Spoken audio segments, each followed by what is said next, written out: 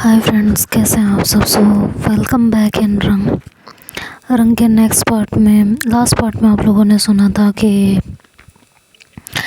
पाकि से मिलके जब शावी घर आती है तो अपने बेडरूम में लेटी होती है और मन ही मन खुश हो रही होती है, उसके बारे में सोच रही होती है। सोच रहे होते हैं यार, कितनी कूल लड़की थी, कितनी आसानी से मुझे हर बात समझा गई और मेरा गुस्सा शांत कर गई। लेकिन एक बात मुझे समझ नहीं आ रही है, मैं अपना आपा कैसे खो सकती हूँ। मैंने तो हमेशा से कभी किसी से इस तरह बर्ताव नहीं किया। मैंने मम्मी पापा से भी इतनी बदतमीजी से बात की जो कि मैंने आज तक नहीं की है। पाकि ने सही कहा था कि हमें पेरेंट्स के नज़रिए से सोचना चाहिए, वो अपनी जगह सही होते हैं। लेकिन फिर भी मैंने इस तरह से बिहेव किया। क्या हो गया था मुझे,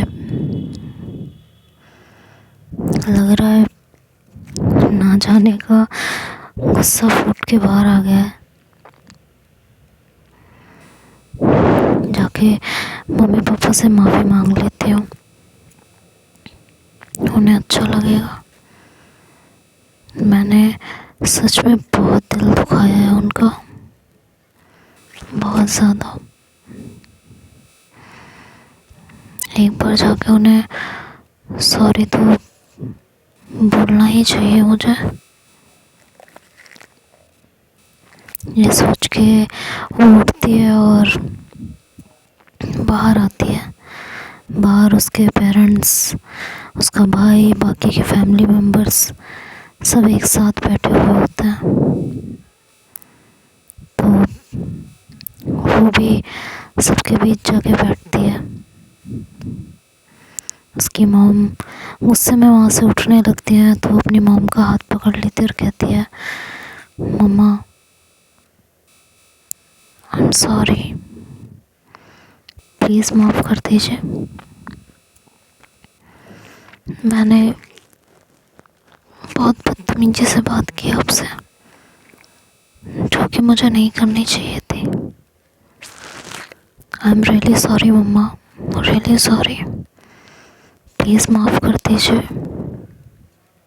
प्लीज़। तो उसकी मम्मा उसकी तरफ देखती हैं, कहती हैं मुझसे माफ़ी मांगने की वजह। कहती है मम्मा वजह कैसी, आपको भी पता है मैंने कभी आपसे इस तरीके से बात नहीं की। अचानक क्या हो गया समझ ही नहीं आया। बहुत दिनों से बहुत कुछ मेरे दिल दिमाग में चल रहा था, वो अचानक से इस तरह बाहर आ गया। प्लीज़ माफ़ कर दीजिए, आइंदा ऐसा कभी नहीं होगा। आप चाहती हैं ना मैं नहीं जाऊँ बाहर, मैं नहीं जाऊँगी, लेकिन प्लीज़ मुझे माफ़ कर दीजिए, प्लीज़। तो उसके मम्मी पापा बैठे होते हैं तो रोहित कहता है सॉरी। रोहित कहता है कि यार, ये युविका के भाई का नाम बार बार दिमाग में आता है। रोहित कहता है कि देख लो उमा पापा, वो समझदार हो चुकी है, जाने दीजिए उसे, अपनी पढ़ाई कंप्लीट करने दीजिए। तो उसकी मम्मा कहती हैं तुम्हें पता है ना ये कैसी है, बता चुकी हूँ मैं। एक तो डरती इतना है, कोई इससे कुछ भी बोल दे, कुछ भी कह दे, जल्दी से किसी को जवाब नहीं देती है, किसी से कुछ कहती नहीं है। तुम फिर भी चाहते हो कि मैं इसे इतनी दूर अकेले भेज दूँ। मम्मा जानता हूँ नहीं देती किसी को जवाब, जल्दी लोगों पर भरोसा कर लेती है, सब जानता हूँ, लेकिन सीखेगी कैसे?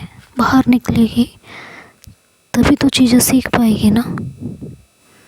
घर में बैठे बैठे तो नहीं समझ पाएगी कुछ भी। जाने दीजिए उसे। उसकी अम्मा कहती हैं कि ये घर में शेर बनती है सिर्फ, बाहर ना गलत के खिलाफ बोल पाती है ना सही के लिए आवाज़ उठा पाती है। मम्मा हमारी कज़न है वहाँ पे, प्लीज़ मान जाइए। और फिर आप लोग बीच में जाके चेक करके आते रहिएगा ना, कज़न का नंबर ले लीजिए, उससे कांटेक्ट में रहिएगा, प्लीज़ जाने दीजिए। तो शावी कहती है भैया मम्मा को फोर्स मत कीजिए, वो जो कहेंगे मैं वही करूँगी। उनका डर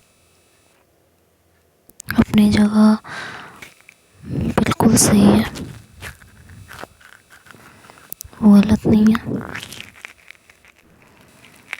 तो उसका भाई उसे देखता है, कहता है क्या कल तेरा रूप देख के मैं भी शॉक था कि तूने ज़िंदगी में पहली बार मम्मा से पापा से इतनी ऊंची आवाज़ में बात की, और सडन तेरा हृदय परिवर्तन हो गया, ये कैसे हुआ? भैया बहुत कुछ ज़िंदगी में पहली बार होता है। मैंने आज तक मम्मा पापा से कभी ऊंची आवाज़ में बात नहीं की, लेकिन कल जब मेरे सपने टूट रहे थे तो मुझे लगा मैं इस तरह अपनी बात मनवा लूँगी, बट मैं गलत थी। जिन बातों को प्यार से नहीं मनवाया जा सकता उन्हें गुस्से और बेरुखी से कभी नहीं मनवा सकते। ये बात नहीं समझ पा रही थी, बस इतनी सी बात समझने में बहुत वक्त लगा दिया मैंने।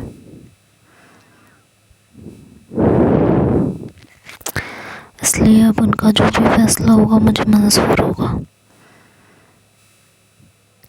तो उसकी मम्मा उसकी तरफ देखती हैं और कहती हैं तुम्हें सच में बाहर जाके पढ़ाई करनी है?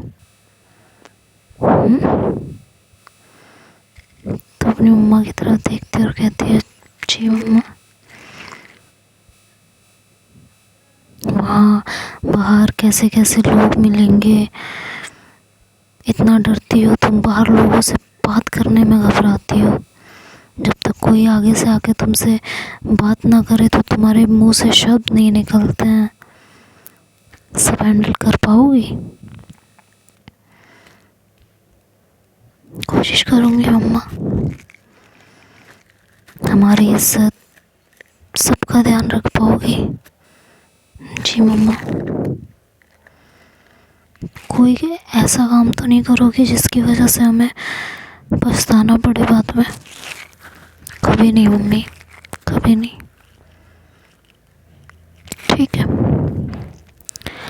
अगर तुम यही चाहती हो, बाहर जाके पढ़ना चाहती हो, तो हमें मंजूर है, लेकिन मैंने कुछ भी ऐसा वैसा जिस दिन भी सुना उसी दिन तुम्हें वापस ले आऊँगी, ये याद रखना। समझ में आया? फिर कुछ नहीं सुनूंगी, बहुत भरोसा करके तुम्हें यहाँ से जाने की परमिशन दे रही हूँ। थैंक यू मम्मा, मैं प्रॉमिस करती हूँ आपका भरोसा कभी नहीं टूटने दूँगी, कभी भी नहीं। ठीक है, फिर जो भी फॉर्मेलिटीज़ वगैरह हैं वो कंप्लीट करो, और फॉर्म वगैरह जैसे भी हैं, रोहित देख लेना क्या है, कैसे है वहाँ हॉस्टल का, क्या है कैसे, और इनकी कज़न से भी कांटेक्ट करो।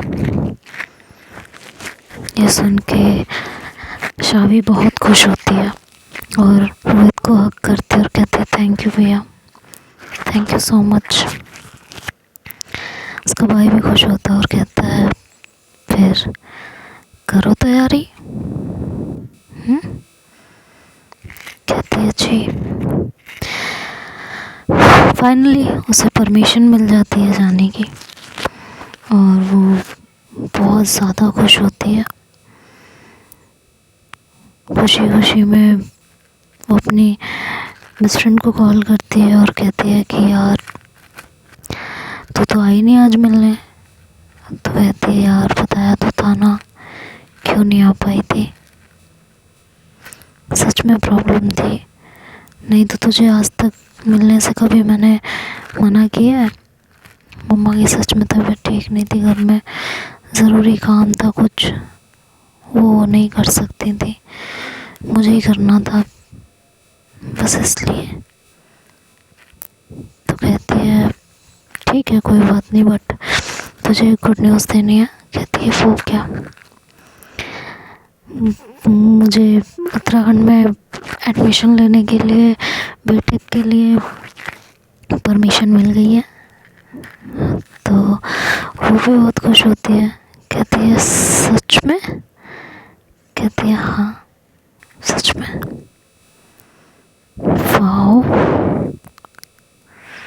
यार, I am very happy for you. लेकिन कहती है क्या लेकिन। कहती है तू दूर चली जाएगी यार, फिर पता नहीं कब मुलाकात हो और कब नहीं। मिलेंगे ना यार, फ़ोन पे बात किया करेंगे, फिर छुट्टियां पड़ा करेंगी, तब भी आया करूँगी ना तुझसे मिलने। पक्का आएगी, 100% आऊँगी।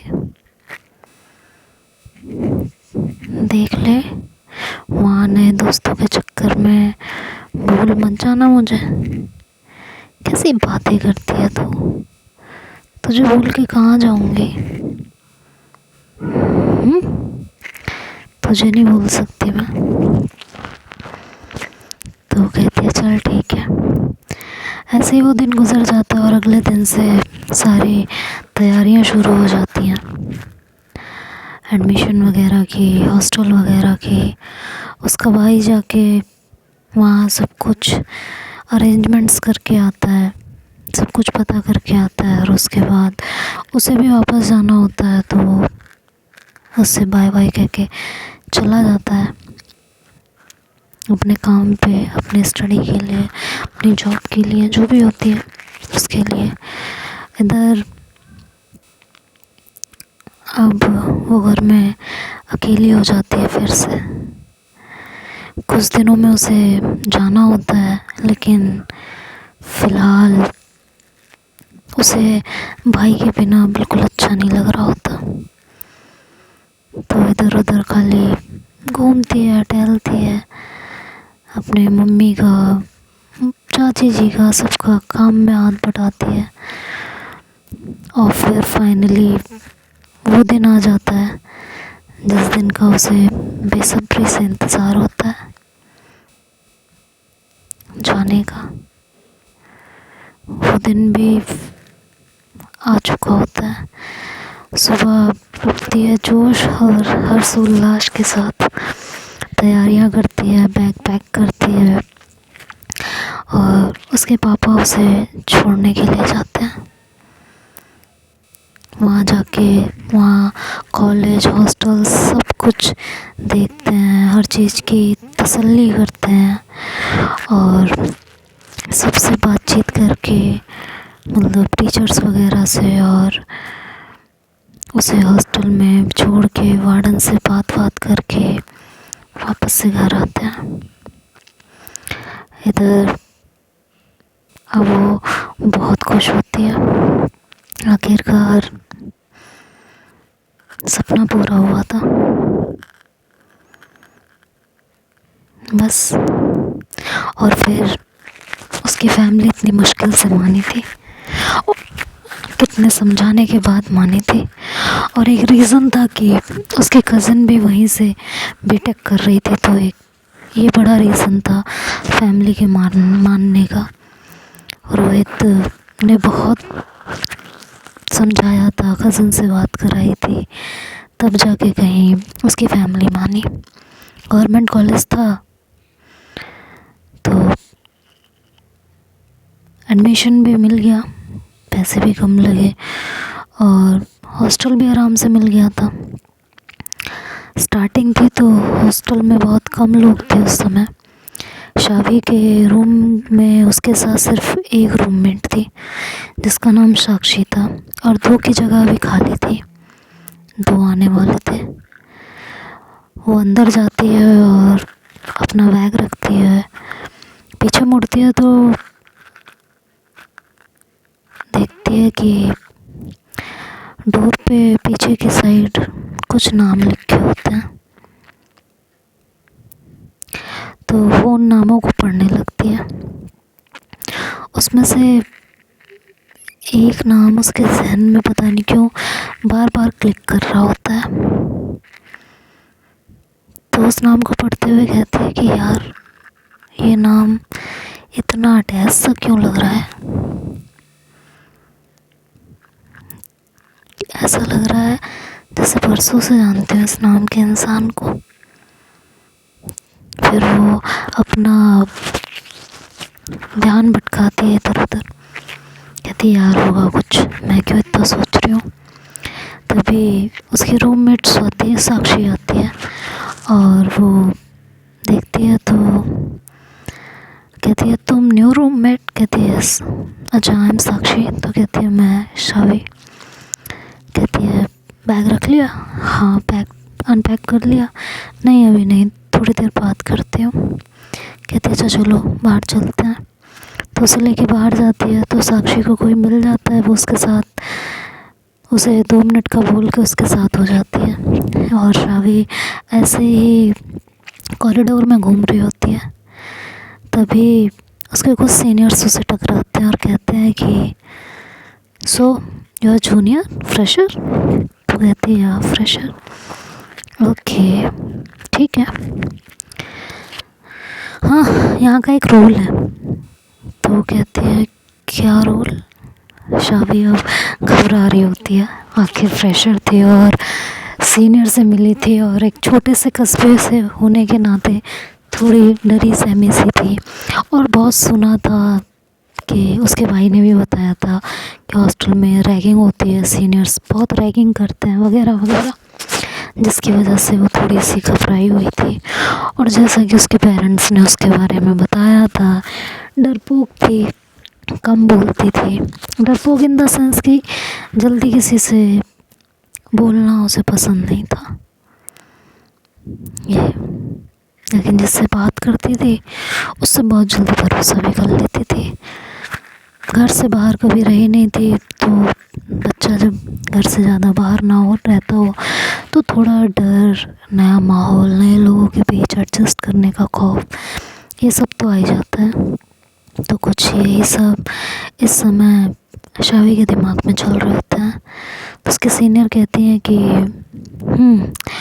एक्चुअली यहाँ के सभी जूनियर्स जब भी सीनियर को देखेंगे तो उस टाइम जोन के हिसाब से हमें विश करना पड़ेगा, good morning, good evening, good night, कुछ भी ओके, ये यहाँ का रूल है। सीनियर को देख के मुंह फेर के या बिना good morning, good evening, good afternoon, good night wish के नहीं निकलना है, दिस इज़ द रूल। शावी सिर्फ सर हिला देती है, कहती है जी ओके, कहती है ठीक है जाओ। और हाँ, जितने भी जूनियर्स आएंगे अब उन सबको ये रूल बता देना, क्योंकि बहुत सारे यहाँ नए नए आएंगे, अब तुम भी नए हो और हम अब नए हैं, है ना, तुम्हारे लिए, तो इसलिए तुम्हें बता रहे हैं कोई गलती नहीं होनी चाहिए। तो शाबी जो है खाली हाँ में सर हिला देती है और धीरे से वहाँ से अपने रूम में आ जाती है। रूम में आते ही अपनी सांसों को संभालती कहती है, यार यहाँ भी रैगिंग होगी क्या? ये क्या रूल है कि सबको good morning good evening wish करना है? हद नहीं हो गई है? खैर वो जाके बैठ जाती है। उसका मन नहीं लग रहा होता बिल्कुल भी, उसका अजीब सा लग रहा होता है, वहाँ पे गुस्सा आ रहा होता है, पता नहीं क्यों। और अंदर ही अंदर उसको एक खींच सी मच रही होती है और यार क्या है, कहाँ आ गई मैं? मुझे नहीं आना चाहिए था। मम्मी पापा ने सच कहा था मैं नहीं एडजस्ट कर पाऊँगी, क्यों आ गई मैं? Good morning good evening wish करो सबको। मैं अपने घर में किसी को नहीं करती थी, यहाँ सबको करना पड़ेगा। किसी ने मेरी रैगिंग कर ली तो तब क्या होगा? वो यही सब सोच रही होती है। तो देखते हैं अब आगे क्या होगा, ये तो नेक्स्ट पार्ट में सुनेंगे। तब तक के लिए बाय बाय, टेक केयर।